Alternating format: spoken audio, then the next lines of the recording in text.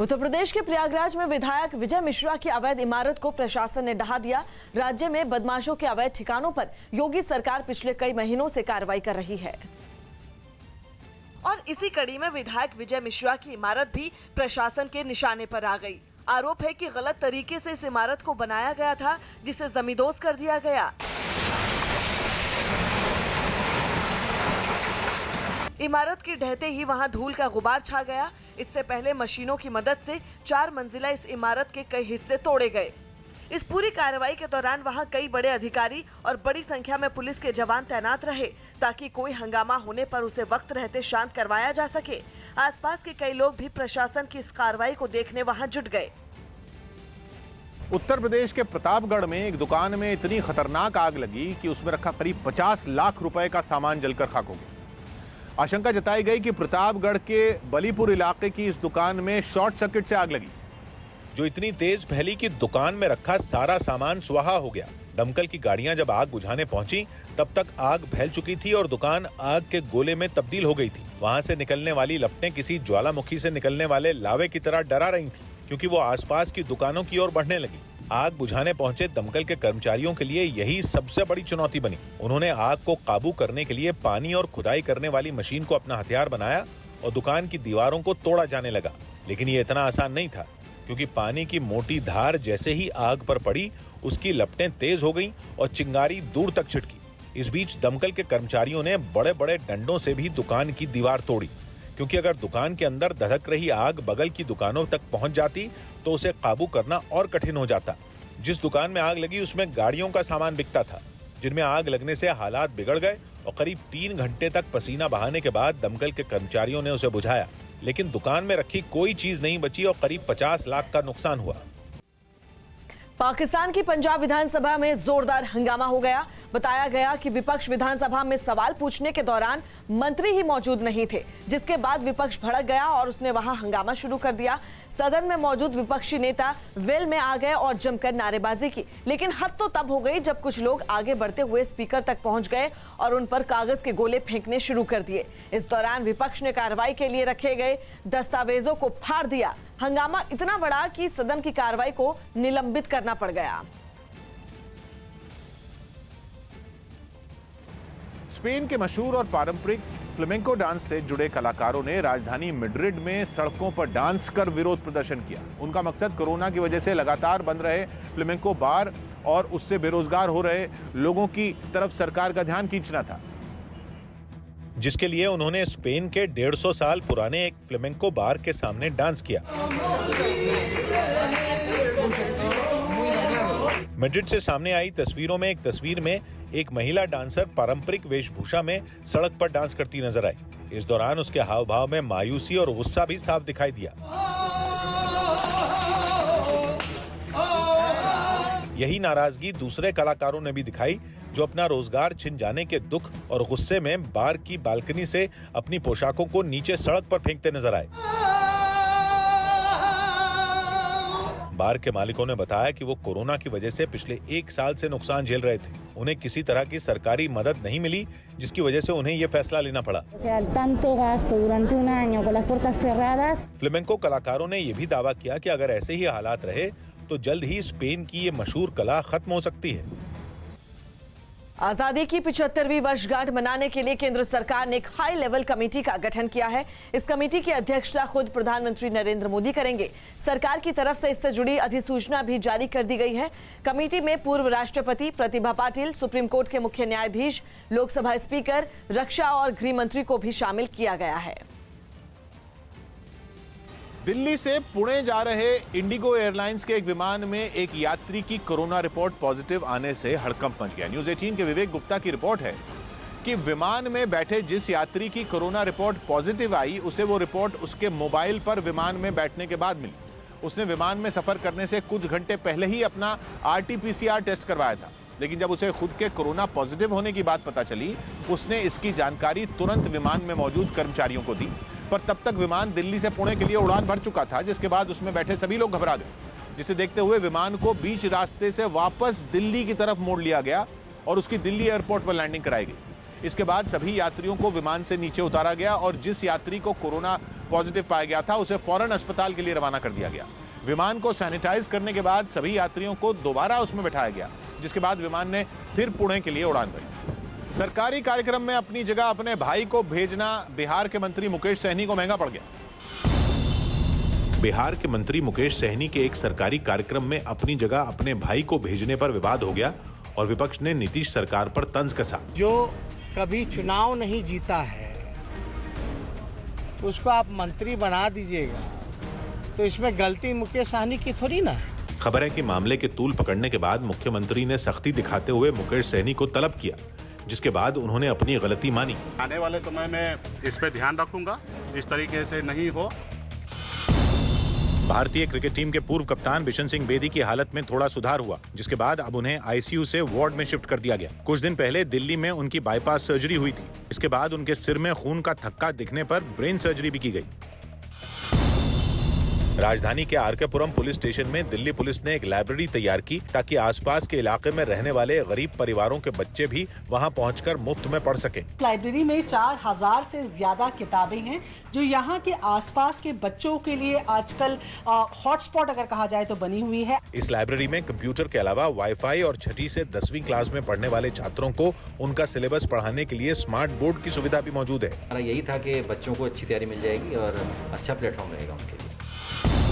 Supreme court ने 24 साल पहले कच्छ से लापता सेना के कैप्टन संजीत भट्टाचार्य के बारे में केंद्र से जवाब मांगा। लापता कैप्टन की मां की याचिका पर यह जवाब तलब किया गया। अपनी इस याचिका में उन्होंने बताया कि सरकार अभी तक ये नहीं बता पाई है कि उनके बेटे की मौत हो गई या फिर वो पाकिस्तान की जेल में बंद है। इस मामले की सुनवाई के दौरान कोर्ट ने केंद्र से इसी तरह लापता हुए दूसरे सैनिकों की भी सूची मांगी है।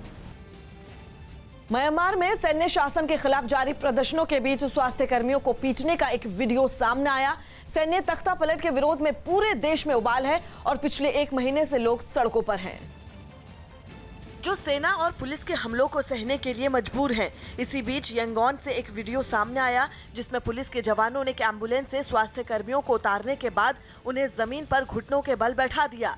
इसके बाद उन पर लातों और राइफल से ताबड़तोड़ वार किए गए। उनके सिर पर भी हमला किया गया। तस्वीरों में दिखा कि कुछ देर बाद वहां कुछ और पुलिस वाले पहुंचे और उन्होंने भी उन लोगों को बुरी तरह पीटा।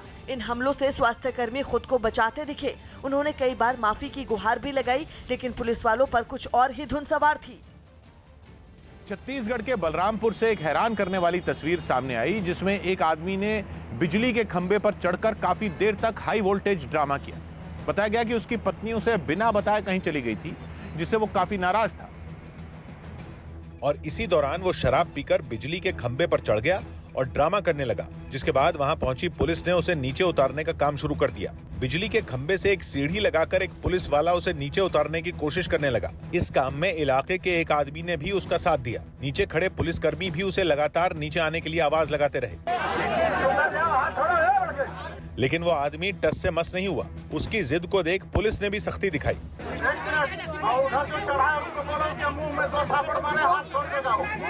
इस कार्रवाई में सीढ़ी पर चढ़े पुलिसकर्मी की जान पर भी बनाई।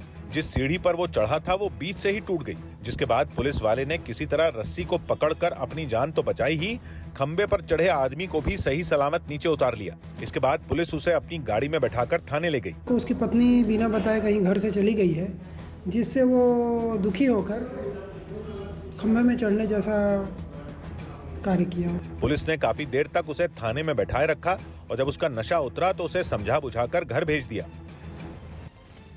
पश्चिम बंगाल विधानसभा चुनाव के लिए प्रधानमंत्री नरेंद्र मोदी 7 मार्च को कोलकाता में ब्रिगेड रैली को संबोधित करेंगे, जिसमें शामिल होने के लिए उत्तर बंगाल से बीजेपी के कार्यकर्ता जुटने शुरू हो चुके हैं। New Cooch Behar railway station से हजारों की संख्या में बीजेपी के कार्यकर्ता कोलकाता में पीएम मोदी की रैली में शामिल होने के लिए रवाना हुए हैं। खबर यह भी है कि इस रैली में फिल्म अभिनेता मिथुन चक्रवर्ती प्रधानमंत्री का स्वागत करेंगे। उत्तर प्रदेश के बागपत से एक रोंगटे खड़े कर देने वाली तस्वीर सामने आई, जिसमें एक बेकाबू ट्रक टोल बूथ के अंदर ही घुस गया। बताया गया कि ट्रक का ड्राइवर शराब के नशे में था, जिसकी वजह से वो ट्रक पर काबू नहीं रख पाया और सीधा जाकर टोल बूथ के अंदर ही घुस गया। इस हादसे की सीसीटीवी तस्वीरें भी सामने आई, जिनमें वो ट्रक तेजी से टोल बूथ की तरफ बढ़ता दिखाई दिया। इससे पहले कि कोई कुछ समझ पाता, वो सीधा बूथ से जाकर टकरा गया। टक्कर इतनी जबरदस्त थी कि ट्रक का अगला हिस्सा तो पूरी तरह उलट गया। हादसे के बाद टोल प्लाजा पर मौजूद कर्मचारियों में भगदड़ मच गई। ड्राइवर ने भी और कंडक्टर ने भी शराब पी रखी थी, शराब के नशे में बहुत दूर थे। इस घटना में टोल बूथ के अंदर बैठा एक कर्मचारी घायल हो गया, जिसे अस्पताल में भर्ती कराया गया। वहीं ट्रक और टोल बूथ को भी भारी नुकसान पहुंचा। कमांडरों की कॉन्फ्रेंस में प्रधानमंत्री नरेंद्र मोदी करेंगे संबोधित। गुजरात के केवड़िया में चल रहे सेना के कमांडरों की कॉन्फ्रेंस में आज प्रधानमंत्री नरेंद्र मोदी शामिल होंगे और उसे संबोधित करेंगे। चुनाव आयोग ने 5 चुनावी राज्यों में कोरोना वैक्सीन सर्टिफिकेट से प्रधानमंत्री नरेंद्र मोदी की तस्वीर हटाने के लिए स्वास्थ्य मंत्रालय को चिट्ठी लिखी। टीएमसी ने वैक्सीन सर्टिफिकेट पर पीएम की तस्वीर को चुनाव आचार संहिता का उल्लंघन बताते हुए शिकायत की थी। आजादी की 75वीं वर्षगांठ मनाने के लिए केंद्र सरकार ने एक हाई लेवल कमेटी का गठन किया। इस कमेटी की अध्यक्षता खुद प्रधानमंत्री नरेंद्र मोदी करेंगे। सरकार की तरफ से इससे जुड़ी अधिसूचना भी जारी कर दी गई। कृषि सुधार कानूनों के खिलाफ दिल्ली की सीमाओं पर चल रहे किसान आंदोलन के 100 दिन पूरे हो गए। इस मौके पर किसानों ने सुबह 11 बजे से शाम 4 बजे तक के एमपी एक्सप्रेस वे पर 5 घंटे का जाम लगाने का ऐलान किया। उत्तर प्रदेश के मुजफ्फरनगर में इलियास उर्फ टीटी नाम के एक हिस्ट्री शीटर बदमाश ने थाने पहुंचकर पुलिस अधिकारियों के सामने सरेंडर कर दिया, जिसके बाद पुलिस ने उसे गिरफ्तार कर जेल भेज दिया। उत्तर प्रदेश के रामपुर में एक डांस पार्टी के दौरान एक आदमी ने स्टेज पर चढ़कर पिस्तौल से खुलेआम फायरिंग की, जिसका एक वीडियो अब सोशल मीडिया पर वायरल हो गया। न्यूज 18 से एक्सक्लूसिव बातचीत में पश्चिम बंगाल बीजेपी के अध्यक्ष दिलीप घोष ने माना कि वो सीएम पद की रेस में है। उन्होंने साफ कहा कि उनकी अगुवाई में पार्टी ने लोकसभा चुनाव में शानदार प्रदर्शन किया, इसलिए मुख्यमंत्री के पद पर उनका दावा बनता। मैं कैप्टन था पार्टी का, कैप्टन हूँ तो मुझे सामने से लीड करना ये मेरा जिम्मेदारी होता है। मैं प्रयास किया, हमारे कार्यकर्ता हमको एक्सेप्ट किया और उसका नतीजा है कि 18 सीट यहाँ से जीत कर हम पार्लियामेंट में गए। यानी दावा तो आपका भी है? हाँ, यानी दावा तो आपका भी है? दावा हम किसने किए हैं? कैप्टन है ना आप? हम स्लोगन देते हैं। हाँ, कैप्टन तो मुझे बनाया गया पार्टी का। हम एक्सेप्ट नहीं करेंगे तो समाज हमको क्यों एक्सेप्ट करेगा? नहीं, पर उसी कैप्टन ने लोकसभा में सीटें दिलाई तो उस कैप्टन का दावा बनता है। वो तो स्वाभाविक है। आप भी इसलिए मेरे इंटरव्यू लेने आए हैं, नहीं थोड़ी ना लेते। मध्य प्रदेश के ग्वालियर से हैरान कर देने वाला एक वीडियो सामने आया, जिसमें कुछ लोग किन्नरों को घेर कर उनकी पिटाई करते दिखाई दिए। खबर है कि उन लोगों का किन्नरों के साथ कोई विवाद हुआ था, जिसके बाद उन लोगों ने एक इलाके में पहले से ही घात लगाकर किन्नरों के आने का इंतजार किया। जैसे ही वो एक ऑटो रिक्शा से वहां पहुंचे, उन लोगों ने उन पर डंडों से हमला कर दिया। सबसे पहले उन्होंने ऑटो रिक्शा के शीशे तोड़े और फिर उनकी पिटाई शुरू कर दी। एक किन्नर पर तो वो लोग चारों तरफ से टूट पड़े। तभी एक आदमी ने उन पर पत्थरों से भी हमला कर दिया। इसी बीच मौका पाकर दूसरे किन्नर वहां से भागने लगे, लेकिन उन पर भी पीछे से पत्थर बरसाए गए। इसके बाद वो लोग वहां से फरार हो गए। खबर है कि थाने में मारपीट का ये मामला दर्ज कर लिया गया है। जम्मू कश्मीर से पिछले महीने पकड़े गए आतंकी शेर अली से सुरक्षा एजेंसियों ने कई अहम जानकारियां मिलने का दावा किया। न्यूज 18 के नीतीश कुमार की रिपोर्ट है कि जम्मू एयरपोर्ट से पकड़ा गया शेर अली एक ही वक्त में एक साथ जैश-ए-मोहम्मद और लश्कर-ए-तैयबा जैसे कई बड़े आतंकी संगठनों के लिए काम करता था।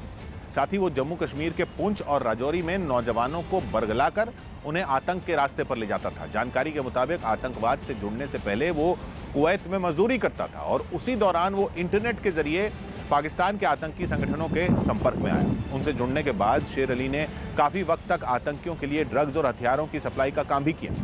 शेर अली के पिता और बहन पर भी आतंकियों को हथियार पहुंचाने का आरोप। कांग्रेस में प्रियंका गांधी को कन्याकुमारी से लोकसभा उम्मीदवार बनाने की मांग उठी। कांग्रेस सांसद कार्ति चिदम्बरम ने प्रियंका गांधी को कन्याकुमारी लोकसभा सीट से उम्मीदवार बनाने की मांग की। तमिलनाडु की कन्याकुमारी लोकसभा सीट पर 6 अप्रैल को उपचुनाव होगा। प्रधानमंत्री मोदी ने भारत और स्वीडन के बीच हुई वर्चुअल समिट में हिस्सा लिया। इसमें पीएम मोदी ने स्वीडन के प्रधानमंत्री के साथ बातचीत की और दोनों देशों के संबंधों को मजबूत करने पर जोर दिया। मुझे भरोसा है कि आज की हमारी वर्चुअल समिट में हमारे सहयोग को में नए आयाम भी जुड़ेंगे। केंद्रीय मंत्री प्रकाश जावड़ेकर ने पुणे में कोरोना वैक्सीन की पहली डोज लगवाई। इसके अलावा राजस्थान के सीएम अशोक गहलोत को जयपुर में कोरोना का टीका लगाया गया। प्रोटोकॉल जो है मास्क का है, सोशल डिस्टेंसिंग का है, हाथ धोने का है, उस पर लापरवाही बिल्कुल नहीं करें। अनुराग कश्यप, तापसी पन्नू और फिल्म इंडस्ट्री से जुड़ी कुछ दूसरी हस्तियों पर पड़े छापों पर सियासी बवाल जारी है। कांग्रेस ने तो आयकर विभाग की इस कार्रवाई को इमरजेंसी के दौर से जोड़ दिया। सरकार की व्यवस्था के ऊपर टीका करने वाले जो लोग हैं उसको आईटी और ईडी लगाकर उनको डराया जाता है, उनको धमकाया जाता है, ये अघोषित आनी बानी है। वहीं केंद्र सरकार ने इस मसले पर विपक्ष के हंगामे को पाखंड करार दिया।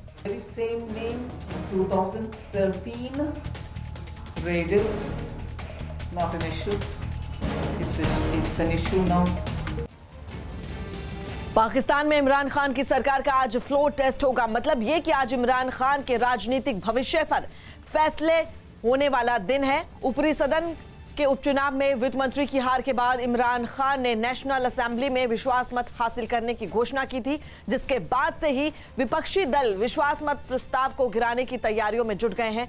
खबर है कि दोपहर करीब 12 बजे पाकिस्तानी संसद में सरकार के विश्वास प्रस्ताव पर वोटिंग होगी।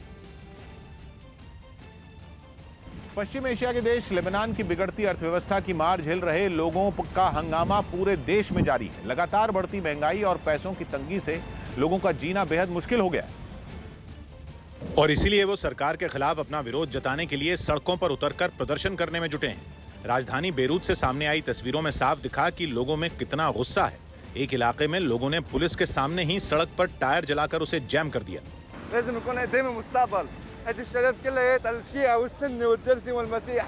देश के कई शहरों से लोगों के प्रदर्शन की तस्वीरें सामने आई। गुस्साए लोगों ने सरकार पर भ्रष्टाचार के कई आरोप भी लगाए।